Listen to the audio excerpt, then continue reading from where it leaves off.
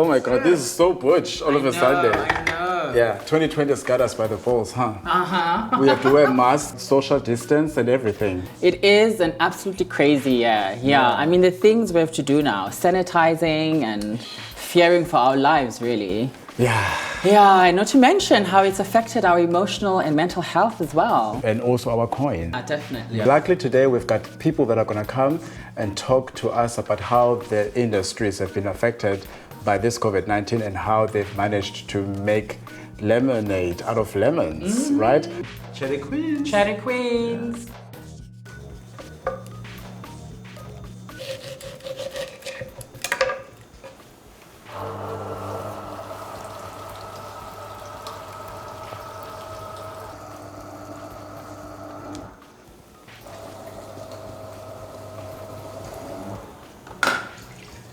Now that I'm done juicing for our guest, Yaya, do you mind introducing our guest? Thank you, Lwando, for that vitamin C. We all need it. Yes. And as you can see, in honor for our new guest, we've decided to zhuzh things up and change our outfits a bit because we're talking about fashion, darling. Yeah, all right. And our new guest, his name is Mkhululi Dukuza. He's from East London. He's also known as MK. MK started his designing career as just sewing clothes in the township. He has worked in many projects like The World in 80 Days, Troy, Fall of City, Raised by Wolves, and the list goes on. Mkhululi, welcome to the show. Thank you. So COVID-19 hit us all like really the rug has been pulled at our feet. How do you coping? Well, it was difficult at first because I mean it's the first time ever in the world that something like this has ever happened. I mean, there's been pandemics, but they've always been localized. But this is the first time something has hit the entire world. So, but I'm a glass half full kind of guy. Right. I always, there's always that ray of sunshine that I look for. So during the lockdown, I managed to read books that I never got around to reading. Oh, wow. That's actually how I took it, that it is actually time to enrich oneself. It was scary at the beginning, obviously, because you sit at home and you wonder, when is it going to end? Yeah. Do I have enough reserves? If this is the end. But you always wonder because, I mean, it was indefinite. You don't know how long it's going to go on for. Yeah, there was that. So earlier on, Lwando and I spoke about obviously, as you said now, just to add a bit more, that you get to be in your thoughts, and that drives you up the wall because you worry about your coins, and you guys know that you need people, you need those production companies to be happening. So how worried were you about that in particular? I was quite, because generally as freelancers in film, in the creative industry, we are not the most frugal of people when we have money. We tend to go quite crazy with the spending and stuff. So, and this came unexpected, but at least this year, for some odd reason, I had managed to put money aside. Got your shit together. Okay. Yep. But in terms of this market that just emerged from nowhere, well, obviously because we needed to be safe, the mask market, did you capitalize on? No. How come? That was like boom, no. There was already a lot of people in that. Okay. I suppose I did make masks for safety, not for money. Because I started giving them away because I had a lot of cloth and I had a lot of time on my hands. So I decided to just run them up. And until, then a lot of people started making them anyway. Yeah. Are we getting some? What? Masks? Some masks? With maybe. lace and some stuff. Yes. Yeah, why not? Yeah, okay. Yes, I want rhinestones. Thank you very much. Sure. So about your industry, you had a very interesting journey when you started out. Do you want to elaborate more? How did you started out in fashion and then ended up being in movies? By accident. Oh, wow. I used to hate fashion. I used to never understand why people go to somebody to have something made when there are stores. I mean, you can just walk into Edgar's and... well, that's no more now. Yeah. And because my grandmother used to sew, and I never used to understand the fuss, why are people coming to this woman instead of going to the shop?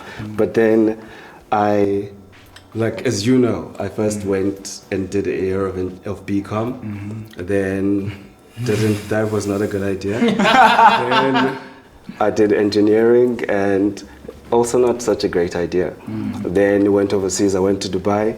That's when I fell in love with fashion. Oh wow. Because it was Dubai? Yeah, it was on a different standard. I didn't even know because I hadn't been following fashion, so I didn't even know there was a market for such clothes. Yeah. So when I came back, I was like, I'm definitely going to study fashion. So yeah, that's what happened. Chatty Queens. Chatty Queens. First two are like totally not creative, and then you went like 180 degrees on the creative side. But also it's interesting that, I mean, along with anything that we embark on, there's a little bit of love that we must have for it. So it's quite interesting that you did not actually like it at all. And who doesn't like fashion? You know, but anyway. Well, I suppose sometimes often the people who are making the stuff, right, are not necessarily the people who are wearing the stuff, right? So obviously, you know, people who make the stuff, you know, there are people who make the stuff. Anyway, but what do you think, what do you think is cool and kind of amazing right now in the fashion world, particularly here in South Africa? Do you have like an opinion about what is cool currently? Yeah, like for you, what do you think? Well, I'm not really into fast fashion. Okay. Yeah, I'm that guy. I'm not into trends. Like I wouldn't be able to tell you what the color of the season is because I'm not, you know, I don't follow that with the, you know, that side of fashion. Yeah. So I'm more into very, very high fashion, which is not subject to that. Right. And also costume, obviously now. Yeah.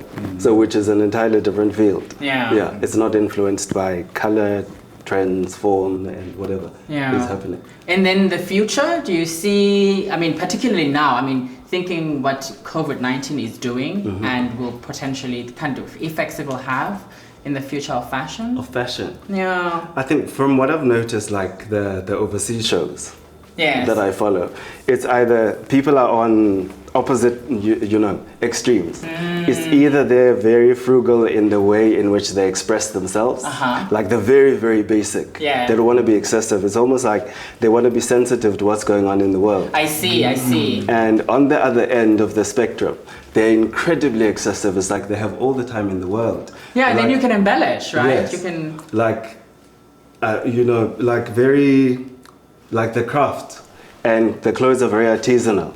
So like places like Italy and in Paris, like haute couture and stuff is either very, very over embellished or very minimal. Yeah. So we're living in extremes. Pretty much. Yeah, we're living in extremes. Yeah, I wanted to just poke a bit about that, what Londo asked in terms of what you think is trending at the moment. I just want, as you said that you are more into high fashion. Is there anyone particular that pops up in mind that who's actually doing that at the moment, whether local or anywhere? Who is doing like high fashion and is actually inspired, or that you like seeing his work or her work? No. It's like, I'm not endorsing anyone. I'm endorsing no one. Okay, well, that's fine. We can have that show. It's like, I want to check first. Okay. Sign on the dotted line. Well, thank you so much, man. Thank you so much for being here. It's been really great seeing you and watching you grow and becoming this person that you are today. And being able to survive COVID-19 and still manage to have yourself and your senses, and it actually shows that we're not really we're not I don't know conquered by our circumstances. We can actually conquer them. No, totally. Now, before we wrap up, do you have something that you're working on particularly right now that is interesting that we should look out for? Are you working on a production or? Yes, I am on a project right now. However, on my private life, because I get bored quite easily with things. As much as I'm a creative, it's like I'm in film now. Yes. I was in BCom engineering. Yes, we heard. Fashion, film. Now I want to go into fashion instruction. I'm working on... So you want to teach fashion? Yeah. Okay. So I'm working on a tool that's going to allow you people who've never done fashion to be able to cut all manner of garments. In fact, it's done. Oh, wow. It's in the patenting process now. So that because... I'm down. I'm down. I have a banana at home, but I can't use it. So this will be great. No, definitely. Because it also was inspired by this pandemic that a lot of people can't attend college.